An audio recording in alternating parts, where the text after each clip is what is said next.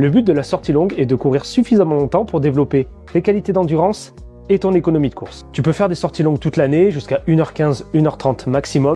Garde les plus longues sorties jusqu'à 2h, 2h15, 2h30 pour les préparations spécifiques aux courses. Pense à faire une pause toutes les 2-3 semaines pour assimiler ta charge d'entraînement. Concernant la durée et le kilométrage, ça va surtout dépendre de 2 critères. Premier critère, le niveau du coureur. Deuxième critère, la durée de l'objectif de sa compétition. Pour un coureur avec un faible volume, jusqu'à 40-50 km par semaine, la sortie longue doit représenter environ 33% de son volume hebdomadaire, tandis qu'un coureur expérimenté sera plus autour de 25%. La sortie longue ne doit jamais dépasser 2h30 voire 3h grand maximum, sauf pour ceux qui font de l'ultra trail. Je vous rajoute un petit tableau pour que vous ayez une idée de la durée des sorties longues suivant l'objectif.